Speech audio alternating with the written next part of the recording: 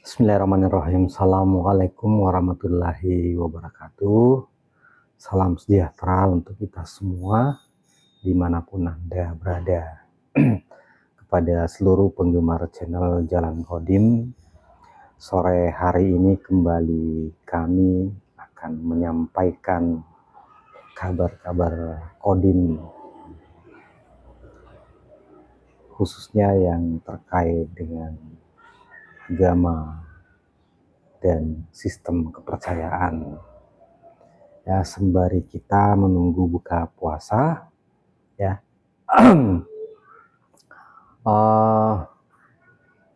dalam pola beragama umat saat ini, kalau kita mencoba membuat kategorisasi, ya, itu kita mulai dari level yang paling bawah, ya. Ibaratnya kalau kita menggambarkan pola beragama ini sebagai sebuah pola piramida singular, ya. Jadi di bawah itu sebagai dasar piramida itu yang dianut oleh kebanyakan umat saat ini, ya. Dan memang kecenderungannya manusia itu selalu mengikuti kepada mayoritas. Nah, pada level yang terbawah di piramida singular itu, pola beragama itu cenderung kepada sesuatu yang sifatnya dogmatis, ya. Jadi mereka menjalani atau mengadopsi cara beragama itu berdasarkan kebiasaan dari mayoritas, atau itu sifatnya diturunkan dari nenek moyangnya, ya. Jadi di situ tidak ada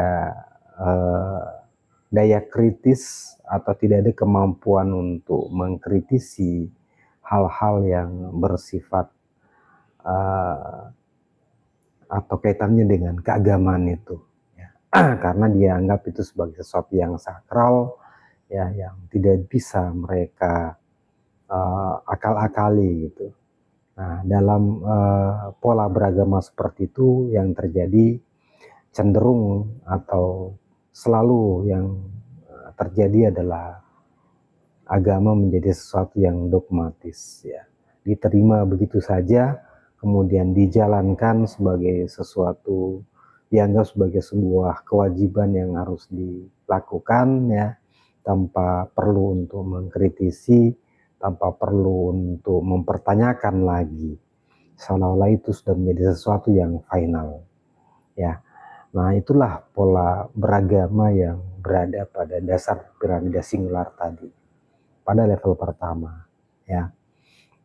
Nah, kemudian naik lagi pada level berikutnya, ya. Di sini pola beragama sudah cenderung ilmiah gitu. Jadi pada level ini, ya, mereka yang menjalani agama itu sudah mempertanyakan secara kritis, ya, sudah menggunakan nalar ilmiah dalam menjalani sistem beragama itu, gitu. Jadi dia tidak sekedar mengikut-ikut saja, tetapi yang mereka lakukan itu berdasarkan nalar ilmiahnya, ya. Kalau itu masuk akal, ya, dia akan menerima dan menjalankannya, ya. Tetapi kalau itu tidak masuk akal, maka mereka menolaknya, ya. Jadi kalau kita mengacu kepada hierarki kesadaran, bahwa mereka yang berada pada pola ini adalah mereka yang sudah masuk pada kesadaran akal gitu. Jadi agama bukan lagi sebagai sesuatu yang dogma gitu, tapi agama itu sudah sesuatu yang ilmiah, ya. Agama itu sesuatu yang bersesuaian dengan akal gitu, ya. Kalau pada level bawah tadi, ya, seolah-olah bahwa agama itu tidak bisa diilmiahkan, dia harus diterima apa adanya. Nah, pada level ini agama sudah menjadi sesuatu yang ilmiah. Nah, akan tetapi beragama pada level ini, ya, itu hanya sebatas memahami bahwa agama itu ilmiah, ya. Artinya akalnya sudah bisa menerima bahwa memang kehidupan manusia itu sejatinya membutuhkan yang namanya agama, ya. Nah, di sini mereka sudah mulai menyadari bahwa agama itu adalah sejatinya adalah sesuatu yang semestinya mengantarkan mereka untuk bisa berhubungan atau terkoneksi dengan Allah Subhanahu wa taala atau kepada Tuhan gitu. Nah, tapi mereka hanya sampai kepada pemahaman itu, ya, bahwa Tuhan itu ada, ya, dan manusia akan kembali kepada Tuhan. Itu secara akalnya mereka bisa menjelaskan itu, mereka menerimanya, ya.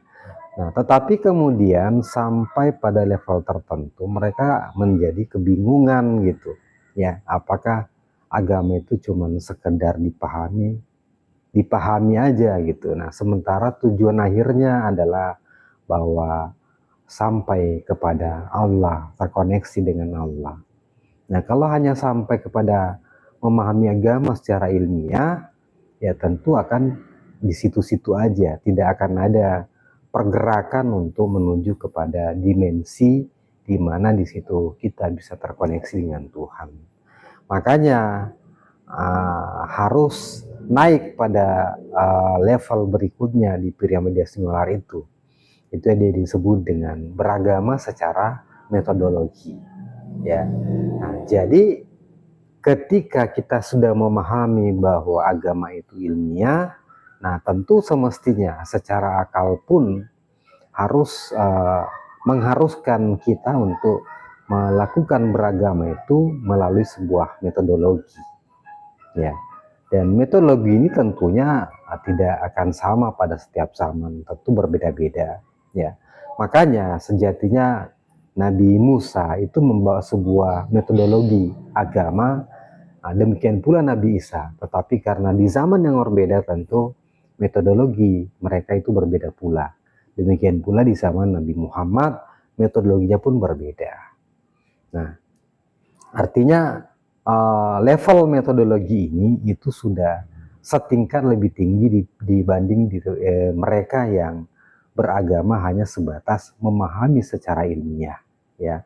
Nah, kalau tidak melewati sebuah metodologi, ya tentu ya itu cuman hanya sebuah angan-angan aja. Nah, jadi ada sebuah metodologi, ya. Jadi tidak sekedar memahami. Nah, dalam metodologi inilah, nah di situ ada jalan, ya, ada caranya gitu, ya, ada jalannya, ada caranya. Nah, itulah yang harus kita tempuh gitu. Nah, kalau tidak melalui metodologi itu, ya tentu kita akan berputar-putar aja gitu. Karena agama kan bukan hanya sebuah perdebatan melulu. Ya mungkin kita bisa memenangkan perdebatan bahwa Tuhan itu ada, ya. Kita bisa memenangkan perdebatan bahwa Islam adalah agama yang ilmiah wa ilmiun gitu, ya. Tetapi hanya sebatas sampai di situ. Kita tidak bergerak lebih jauh kepada dimensi yang lebih tinggi. Nah, makanya untuk maju atau naik kepada level yang lebih tinggi dari pola beragama itu, kita harus menemukan metodologinya, ya. Nah, lewat metodologi itulah yang kemudian mengantarkan kita untuk bisa melewati jalannya. Ya, di situ ada caranya. Nah, kemudian tentu di konteks atau di saat ini, ya, akan banyak kita menemukan metodologi-metodologi beragama itu. Ya, bahkan dalam agama yang sama, tentu mereka punya metodologi yang berbeda. Ya, demikian pula dengan agama-agama yang lain pun mereka punya metodologi yang berbeda pula gitu. Nah, tetapi yang menjamin kemudian metodologi ini adalah bisa membuat kita naik kepada level yang lebih tinggi, ya, untuk bisa lebih menuju kepada kedekatan kepada Allah itu, ya, itu metodologi itu harus berada dalam sebuah sistem yang tergaransi. Ya, jadi harus ada sistem di mana sistem ini tuh sifatnya kodim. Ya, harus ada sistem dimensional. Di mana dengan sistem yang terhubung dengan dimensi yang lebih tinggi itu, dimensi kodim itu, itulah yang menggaransi bahwa metodologi yang kita lewati itu bisa mengantarkan kita untuk naik pada dimensi yang lebih tinggi. Ya. Jadi walaupun dengan cara yang berbeda, dengan metodologi yang berbeda. Ya, misalnya ya Nasrani punya metodologi yang berbeda. Ya, contohnya sholat. Ya, apa namanya umat Yahudi sholat. Ya, umat Nasrani juga sholat. Ya, umat Islam juga sholat. Nah, tapi tentu dengan cara yang berbeda-beda. Demikian pula puasa, ya. Kaum Yahudi juga diperintah berpuasa, ya. Kaum Kristen juga seperti itu.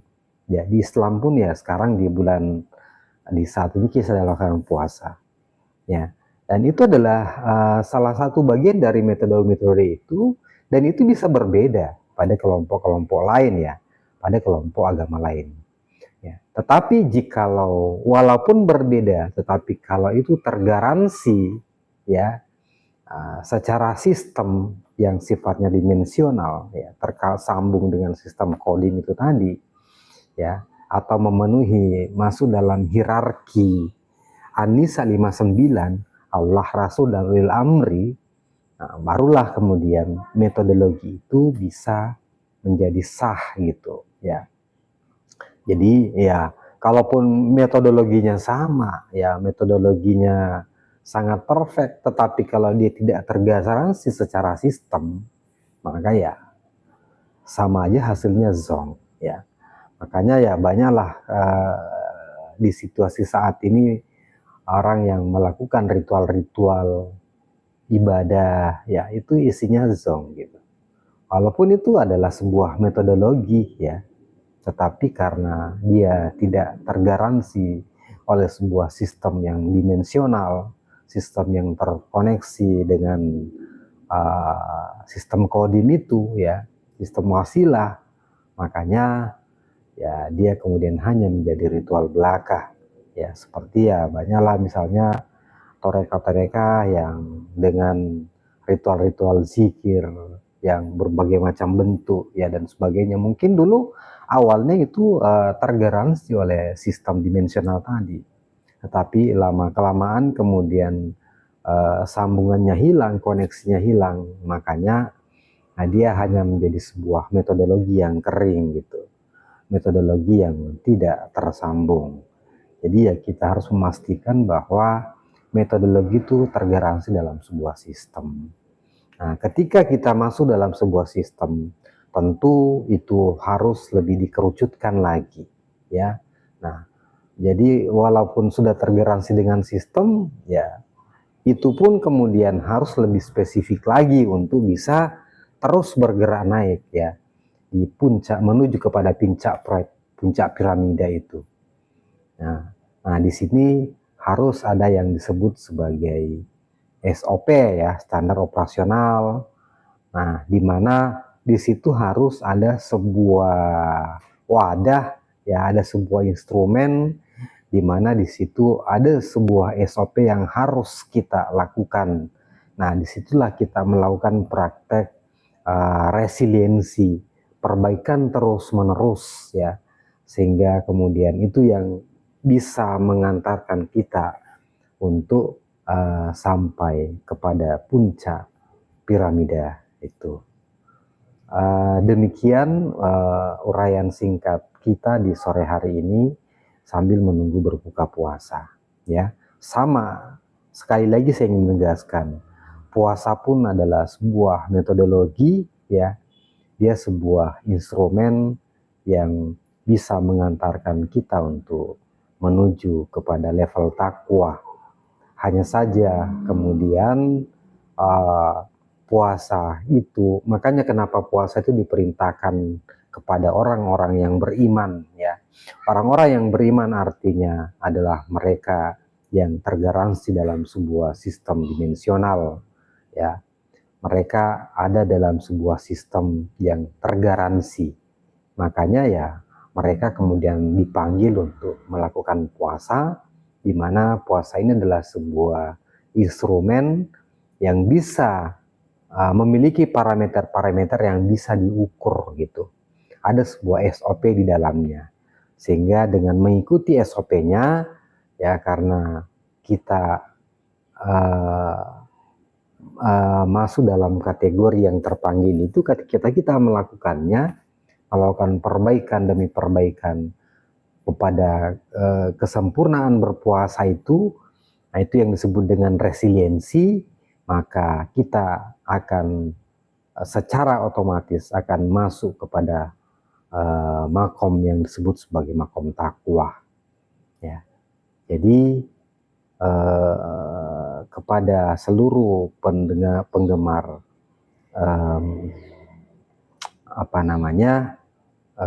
channel Jalan Qadim, ya, supaya puasa kita bukan hanya sebatas ritual yang menahan haus dan lapar. Makanya bagaimana caranya kita bisa meningkatkan puasa kita masuk kepada puasa yang levelnya ada dalam sebuah garansi sistem, nah, di mana dengan senantiasa melakukan penyempurnaan dalam berpuasa, ya kita akan masuk kepada level takwa, la'allakum tattaqun. Demikian, assalamualaikum warahmatullahi wabarakatuh. Selamat menunggu berbuka puasa.